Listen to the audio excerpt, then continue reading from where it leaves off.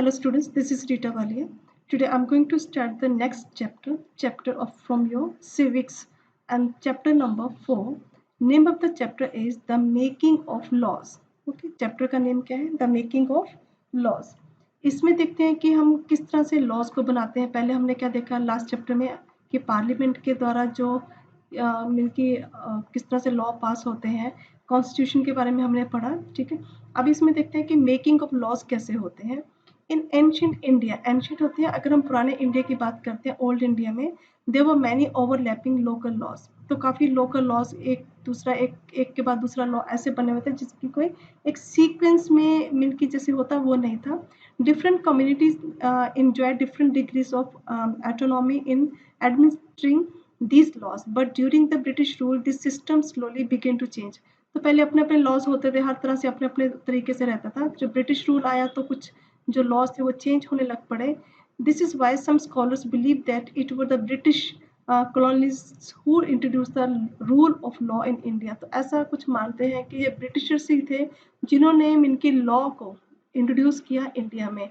चलिए जैसा भी था अभी हम देखते हैं कि क्या हुआ था इसमें. They refute the claim of the following grounds. तो कुछ ऐसे हिस्टोरियंस हैं जो इस बात से एग्री नहीं होते हैं.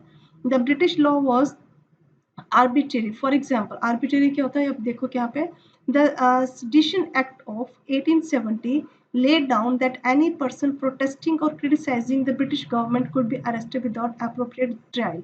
अब क्या था कि उनके जो कुछ लॉ ऐसे बनाए गए थे कि मान लो कि अगर कोई ब्रिटिश लॉ के अगेंस्ट कोई बात करता है तो उनको अरेस्ट करके उनको जेल में डाल दिया जाता था बिना किसी रीजन के ही, बिना कोई अप्रोप्रिएट ट्रायल दिए हुए सीधा उनको जेल में डाल देते थे. The Indian nationalists played an important role in the development of the legal sphere in British India.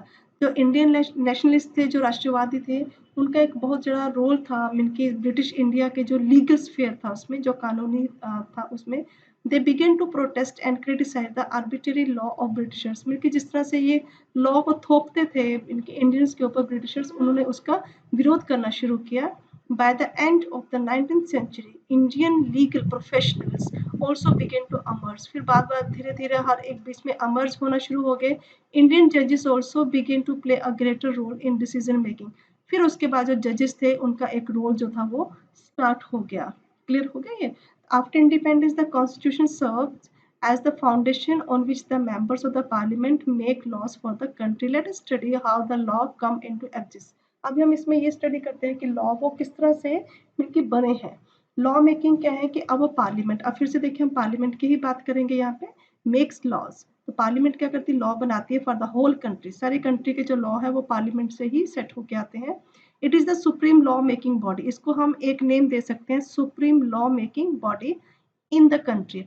It has the power to legislate on all subjects that are under the jurisdiction of the central government. इनके पास power होती है कि हर एक में ये law बनाना चाहे तो ये बना सकते हैं. It can enact new laws or change the existing ones. ये न्यू लॉ भी बना सकते हैं, या जो पहले से लॉ बने हैं उनमें कुछ चेंजेस भी ये कर सकते हैं. ये इनका अथॉरिटी है. The proposal for the law is called a bill. जो भी प्रपोजल लॉ का बनता है उसको हम कहते हैं बिल. ठीक है, अभी जैसे इनके कश्मीर में 370 जो था वो इनके धारा वहाँ पे लगी है, खत्म हुई है, कुछ ऐसे ऐसे बिल पास होते हैं. तो वो सभी जो बनते हैं वो सारे पार्लियामेंट से ही होके आते हैं. There are two types of bills. दो तरह के बिल होते हैं, एक होते हैं ऑर्डिनरी बिल्स और एक होते हैं मनी बिल्स. सबसे पहले हम बात करेंगे ऑर्डिनरी बिल्स की. ठीक है, ये आपको जानकारी होना बहुत ज़्यादा जरूरी है कि बिल कैसे पास होते हैं. ये सारे जो महंगाई बढ़ती है, कम होती है, ये किस तरह से होती है. The bills other than money bills are called the ordinary bills. ठीक है, ये जो bills होते हैं, जो money bills ना, दूसरे bills जो होते हैं उसको ordinary bills कहते हैं. These bills can be introduced in any house of the parliament. They can be introduced by either a minister of the government or any other private member of the house. कोई भी इसको introduce कर सकता है इन bills को. अब देखिए यहाँ पे है प्रेसिडेंट है, ठीक है, और ये बिल जो है यहाँ पे पास हुए हैं. Every ordinary bill that is introduced has to go through the following 3 reading in each house. जब भी कोई बिल जो है पास होता है पार्लियामेंट में, तो वो ऐसे ही नहीं कि बिल आया और सभी ने उसको पढ़ा और सुना और उस पर साइन हो गया, ऐसा नहीं होता. उनकी रीडिंग होती है. रीडिंग में इनकी फर्स्ट रीडिंग कब होगी, सेकेंड रीडिंग में क्या होगा, फिर थर्ड रीडिंग में क्या होगा.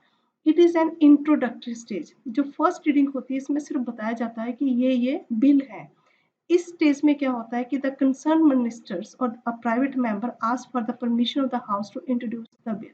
वो कहते हैं कि बिल को इंट्रोड्यूस करो, वो परमिशन लेते हैं। ये इसको हम कह सकते हैं कि ये इंट्रोडक्टरी स्टेज है, इसमें परमिशन उनको लेनी होती है। There is no debate. अब इसमें कोई डिबेट नहीं होता क्योंकि सिर्फ एक परमिशन चाहिए होती है, डिबेट बाद में चलता है। Copies of the bill are given to the members. Members को कॉपी दी जाती है ताकि सभी उसको पढ़े। द मिनिस्टर्स और any member who introduces the bills gives a general speech explaining the purpose of the bill. अब क्या होता है कि जिसने बिल दिया है, जो कुछ भी बिल उसमें पेश किया गया ऑर्डर बिल में, तो वो एक्सप्लेन करता है कि इसके क्या प्रोस कॉन्स हैं, इसमें क्या फायदा हुआ है, कितना नुकसान हुआ है, सारा कुछ। तो फिर जब ये सेकंड हो गया, फर्स्ट हो गया, तो सेकंड में क्या होता है, at this stage first of all a general discussion is held. एक डिस्कशन होती है सभी में। Then a clause by clause discussion takes place. फिर एक ग्रुप बाय ग्रुप डिस्कशंस होती हैं। The members who support the bill explain why the bill is important. जो इस बिल को सपोर्ट करते हैं वो ये बताते हैं कि इस बिल की इंपॉर्टेंस क्या है और ये क्यों जरूरी है। और जो इसका विरोध करते हैं वो इसको क्रिटिसाइज करते हैं, उसकी आलोचना करते हैं। The member who can suggest changes in the bill, some of these changes can be accepted by the house। कुछ इसको कहते हैं कि इसमें चेंजेस होने चाहिए, कुछ इसको चेंजेस को नहीं मानते हैं कि जो भी चेंजेस होती है ये हाउस के द्वारा एक्सेप्ट होती है। अब आ गया थर्ड रीडिंग। थर्ड रीडिंग में क्या है, इस स्टेज में the bill is moved for final approval. अब तो टू क्रॉस कर दी उसने, ठीक है। अब वो कहाँ जाएगा, थर्ड में जाएगा। जब थर्ड में जाएगा तो इसकी क्या होती है, यहाँ पे फाइनल अप्रूवल होती है। The bill as a whole is finally discussed and put to vote। अब वो डिस्कस हो जाता है, अब वो उसको डाल दी जाता है। If the majority of the MPs are in his favour the bill is passed. अगर वहां पे जितने भी एमपीज हैं, मान लो वहां पे 543 है, तो अगर उसमें से हाफ, मोर देन हाफ, अगर वो उसके फेवर में है, हाफ नहीं more than half, 300 like this, तो वो बिल पास हो जाता है। अगर नहीं है तो नहीं होता। अब देखो एग्जाम्पल दी है कि for example if 500 members are present in the house, ठीक है, तो 251 जो है, देखो अभी क्या है कि अगर हम इसको लेके चले तो 250 और 250 कितना हो गया, 500, ठीक है। पर उनमें से एक कम होना चाहिए, एक जगह ज्यादा होना चाहिए। Favour and 49 are against the bill is set to have been pass by a simple majority. तो ये बिल पास हो जाता है। If it is pass in one house it is sent to other house. अगर ये एक house में पास हो जाता है फिर ये दूसरे हाउस में इसको लेके जाना पड़ता है। The bill goes through the some procedures in that house also when both the Lok Sabha and the Rajya Sabha pass the bill। जब ये लोक सभा और राज्य सभा इस बिल को पास करते हैं, it is sent to the president for his signature. तो फिर ये प्रेसिडेंट के पास जाता है। अगर फीमेल मेल कोई भी प्रेसिडेंट है तो उनके सिग्नेचर उसमें होते हैं। अब आ गया money bill. Any bill relating to income and expenditure is called a money bill. जहाँ पे कितना खर्चा हुआ है, कितना खर्च होना है, ठीक है, उसको कहते हैं मनी बिल। अब bill money bill is introduced in Lok Sabha. ये लोकसभा में इंट्रोड्यूस होता है, क्लियर। और एक second,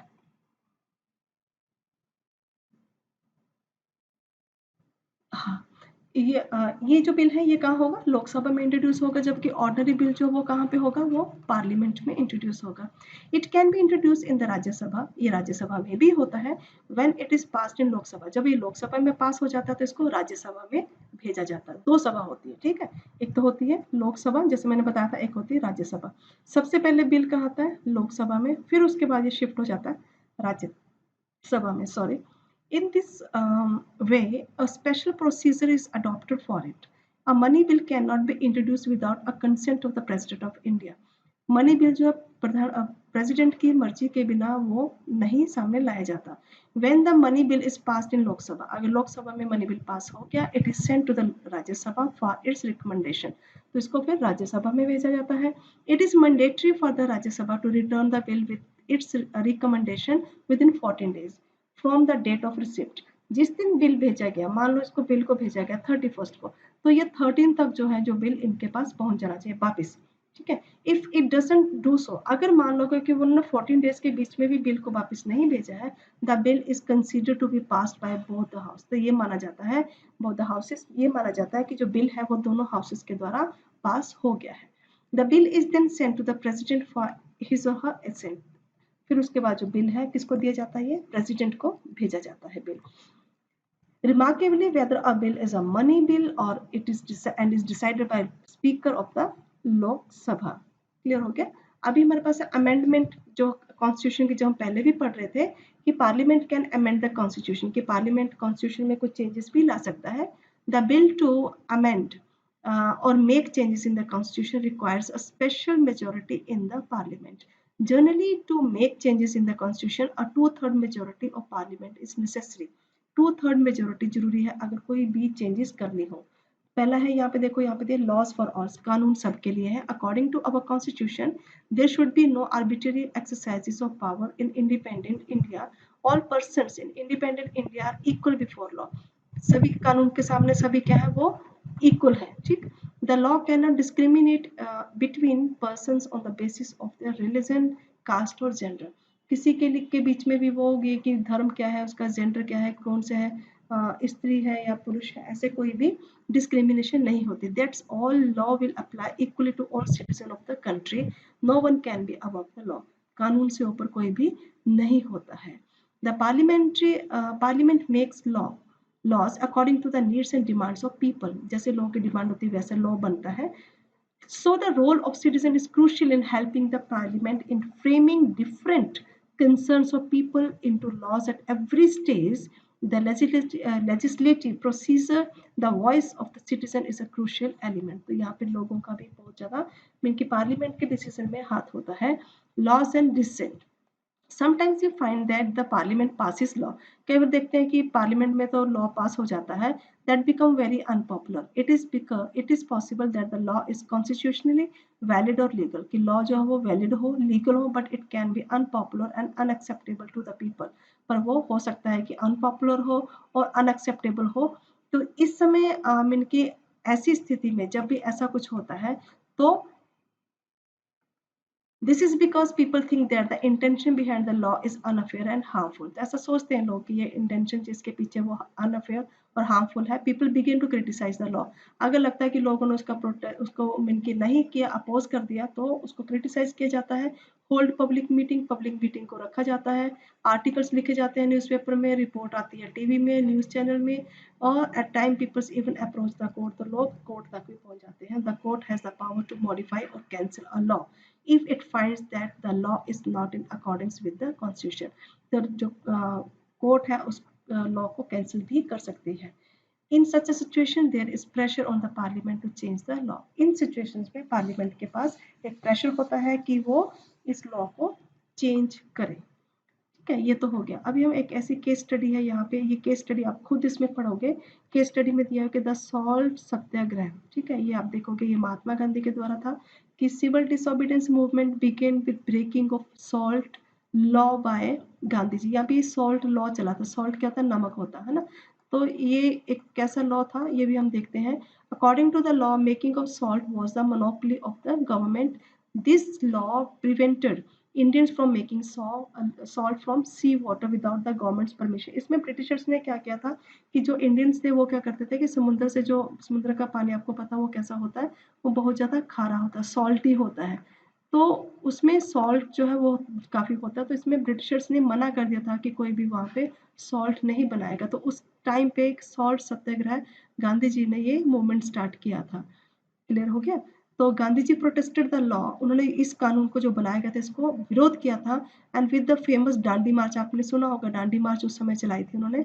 12 March 1930 Gandhi ji and 78 other members of the Sabarmati Ashram in Ahmedabad started a march towards Dandi. Dandi एक जगह का नेम है. ठीक है, तो उन्होंने अपने आश्रम से लेके डांडी तक उन्होंने एक यात्रा की थी, पैदल यात्रा. A coastal village in Gujarat to break the salt law. सिर्फ ये था कि जो सॉल्ट लॉ बनाया गया था ब्रिटिशर्स के द्वारा, जो मना कर दिया था कि कोई भी वहाँ पे इनकी सॉल्ट नहीं बनाएगा.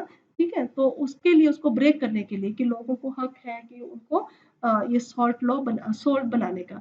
The reach the sea coast on 6 April. देखो 12 मार्च को चले थे, 6 अप्रैल को वो पहुंचे वहां पे. And broke the salt law the same day by making some salt from sea water. उन्होंने वहां पे सॉल्ट बनाया और जो सॉल्ट लॉ जो जब वहां पे था उसको ब्रेक कर दिया. It was an illegal action. ये इनलीगल एक्शन था. The breaking of salt law by Gandhi ji was followed by similar action in different parts of the country. बाकी कंट्रीज में भी ऐसे कुछ एक्शंस लिए गए। Salt Satyagraha became a very effective movement in the coastal area of Puri, Cuttack, Balasore, Odisha. Mean कि वहां से जो लोग थे काफी इस सॉल्ट लॉ में उन्होंने पार्टिसिपेशन अपनी दी थी। तो यहाँ पे देखिए, आप देख सकते हो कि किस तरह से Mahatma Gandhi broke the salt law at Gandhi at Dandi, क्योंकि यहाँ पे वो क्या करें, सॉल्ट बना रहे हैं। तो एंटी हॉकिंग लॉ क्या होता है, अब इसको पढ़ते हैं कि एंटी हॉकिंग क्या होता है। By this law hawking and street hawking होता है, जैसे मीन की लोग जो मीन की सामान बेचते हैं, ठीक है, जैसे स्ट्रीट में जो वेंडर्स होते हैं, were made illegal. Undoubtedly, streets or the other public spaces should be kept free and open so that people can walk on the pavement easily. आप देखिए ना, आप जगह जगह पे आप देखोगे कुछ ऐसे रेडी वाले होते हैं, ये आ जाते हैं, ठेले वाले लग जाते हैं वहां पे, या फिर ऐसे रास्ते पे मिनकी स्ट्रीट वेंडिंग होती है, वो सब्जी वगैरह बेचने या कुछ भी ऐसे के लिए आ जाते हैं, जबकि ये भी क्या इलीगल है, ऐसा भी इलीगल है। क्लियर, क्योंकि ये रास्ते लोगों को चलने के लिए बनाए गए हैं ताकि इजी से वो चल सके। But we should also keep the fact in the mind, the hawkers और vendors provide essential service cheaply and efficiently to the millions, also this is their means of livelihood। पर एक चीज और भी है कि अगर ये उनसे ये जगह भी उनसे छीन ली जाए तो वो कहाँ पर जाके अपनी रोजी रोटी कमाएंगे। So while this law favours one group it डिसरिगार्ड्स the other group, है ना, एक कई बार एक लॉ बनता है, एक फेवर करता है तो दूसरा ग्रुप उसको डिसरिगार्ड करता है, उसके डिसरिस्पेक्ट करता है। दस द लॉ बिकम्स कंट्रोवर्शियल। इसी तरह से क्या होता है कि जो लॉ होते हैं वो बहस का मुद्दा बन जाते हैं। ठीक है, तो ये एक चैप्टर, छोटा सा चैप्टर था, तो ये हमने अभी इसको कंप्लीट किया। आप इसके जितने भी ये इंपॉर्टेंट पॉइंट्स हैं आप इनको रीड कीजिए, ताकि ये जितने भी चैप्टर आपको अच्छे समझ में आ जाए। If you even if you face any kind of problems, okay, you may contact to me, I will be helping you out in any cases, okay। And thank you so much for watching this video।